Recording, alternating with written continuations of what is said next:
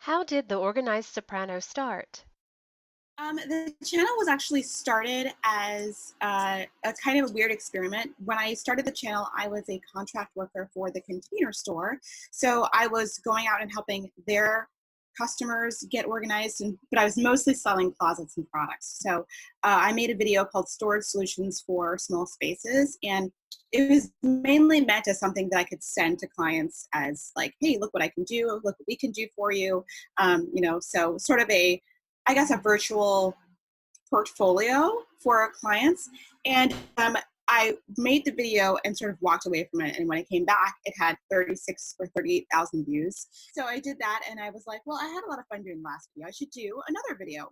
And I did another video called How to Organize Your Refrigerator. I think that was like 8 months later. I think I waited a long time between making the first video and the second one. People like that one too. So I was like, hey, I've always wanted to do something like this, a YouTube channel. I should just keep making videos and see what happens. And so now we are here where we are today.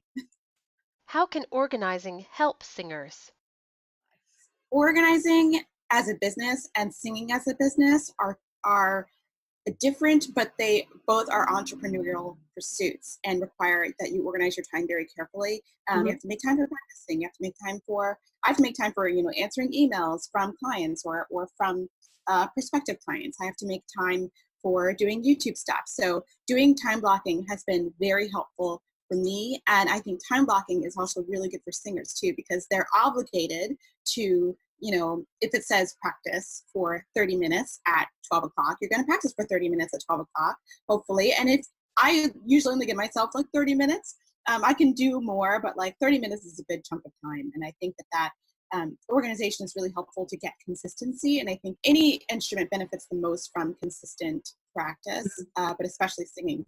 It's inside of you. And I find that my muscles will usually remember something on piano, but like my voice will forget much faster, I feel like. What are some motivational tools singers can use to keep organized?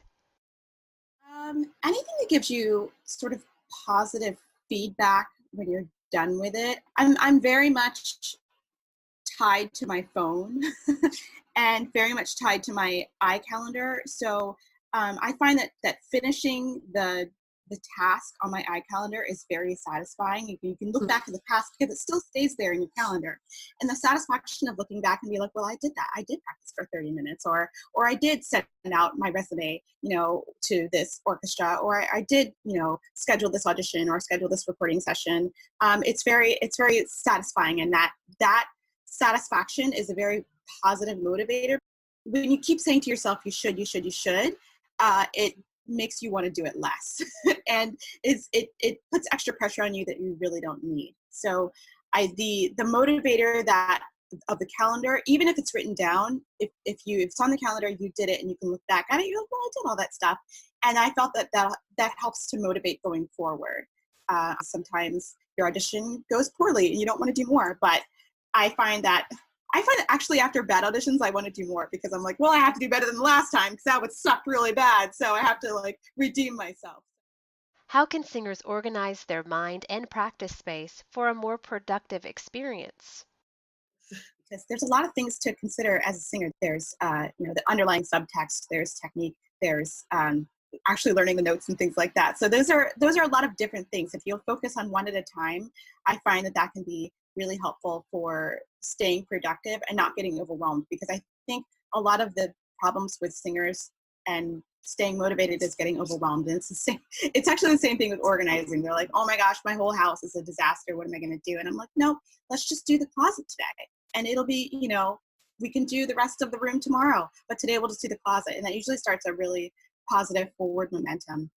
A lot of people say that uh, creative people don't need an organized space, that they have to live in sort of mess. And I don't really think I don't find that tends to be true. I find that a lot of creative people are motivated by a clutter-free space. I find it makes room for creativity. Before I practice, and this is maybe just me, but before I practice, I usually have to tidy up a little bit.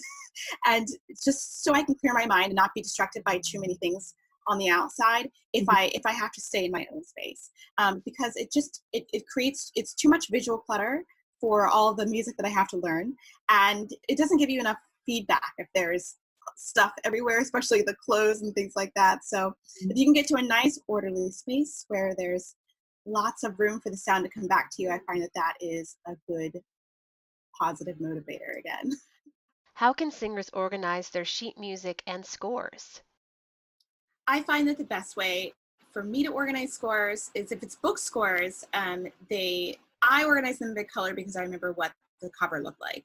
Because I either purchased it or worked with it for a while. So like all those Baron Writer scores, they look blue. So I just put them next to each other, and I can usually find the correct Baron Writer score within my small collection. If you have more, then I guess you would probably need to break it up by composer or genre, like Baroque, classical. In terms of the loose sheet music, that can be a little bit of an issue. I have a lot of that sheet music organized in file folders. However, you can't keep that forever because you just keep accumulating all of this sheet music.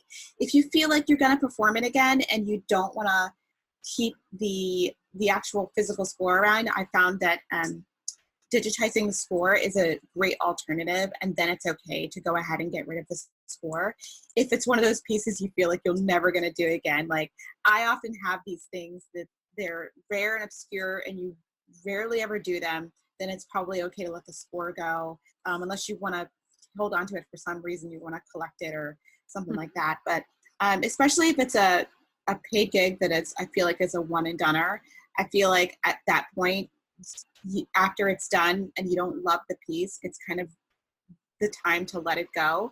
That way you just don't keep accumulating things, because it can get really overwhelming. Because I guess it's a good sign if you keep accumulating enough scores to get rid of some, then that's a sign that you're doing enough work. But I find that especially some of that choral music that you just get and it's Xerox copies and things like that, I don't feel like you need to hold on to a lot of that stuff because it just gets to be so much. So I limit the amount of space I allot for that stuff, and I just let the rest of it go.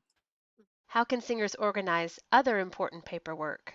I have a separate file in which I put like important things like my passport, car documents, and stuff like that, and that all goes into the same file. It's not a huge file. It's actually quite compact because you organize this stuff every year when you do your taxes. So anything you have like that you are going to deduct from your taxes, like costs of traveling, costs of eating out while traveling, and stuff like that, goes into a little pouch, a little plastic pouch, and then that goes into the folder at the the end of your travel time or at the end of the month or whatever.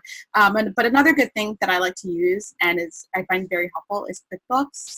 So QuickBooks just does an electronic bookkeeping for you and throughout the year, so you don't have to go and like once a year or 4 times a year, however you're doing your taxes, do a big accounting of all the stuff, which is very overwhelming. It's easier to keep track of it throughout the year, so QuickBooks is really helpful. How can singers best organize their performance and audition attire? Before I had a big enough closet to store all of this stuff, I bought a covered garment rack. Now, that is something you can buy from any sort of organization store. You can pretty much cover the garment rack with either fabric or plastic. I prefer like a fabric cover so that it allows the fabrics to breathe. I find that having the covered garment rack is really helpful because then you can separate your everyday clothes from your audition clothes. There's a lot of information on tags that we don't actually read. So that, and it's usually a really hidden inside tag that you never look at, but it's really important to actually pay attention to that tag. And a lot of things can be put in the washing machine that you thought could not. Mm-hmm. So the company that I like to use to wash really delicate stuff is Laundress. Of course, some of the stuff you really need to take the dry cleaner, but some of the stuff can be actually washed in the washing machine, and that saves you your dry cleaning bill, because I know like sometimes you're at a concert and it's hot, you're sweating, and you're like, oh, I want to like wash this, but I don't have time. You actually can wash some of the things in the washing machine. You just have to be really delicate and pay attention to the instructions on the tag. And if they say dry clean only, you can probably get away with a very delicate wash, at least a hand wash. Oh, and keep shoes in boxes if you can, the fancy shoes. because they just get dust on them, because those are the ones you're wearing the least, right?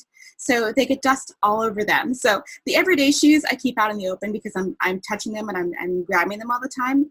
But the really nice shoes that you wear at concert time, I always keep those protected in a box so that they don't get dust all over them, so that you're not doing the extra work of cleaning them every time you're taking them out, trying to get dressed. You're already stressed for the performance, so you don't want to be doing extra stuff before you get dressed and go to the concert hall and all that stuff. What advice do you have for singers balancing performance and non-singing careers? Do the best you can. That really is the main my main message there, because I'm not going to say that I'm completely perfect at it. It is definitely difficult. Some weeks I choose to focus just on singing and leave everything else behind because I can't do both of them at the same time. So I tend to alternate what I'm focusing on throughout the month. So which is both good and bad. It can be good for organizing and bad for singing. Like if I don't sing anything for like a week, then I come back and I'm completely I took like 2 steps back technique wise. So if you have a correlating career, like I do, which is what my voice teacher calls it, then do the best you can and do as much block scheduling as you can. Block scheduling has saved me from completely giving up, from sitting around and watching TV instead of doing the things I should be doing. And also allowing yourself to have time to schedule in time to recharge your batteries as well. That's one of the things that I encourage people to schedule. And as an entrepreneur, it can feel not good to schedule in time to recharge your batteries, but it's necessary and it's something you have to do. So as well as scheduling time to do all of the things, you should schedule some time to chill out and recharge your batteries, no matter how that is. If playing video games, hanging out with your friends, scheduling a nap or two.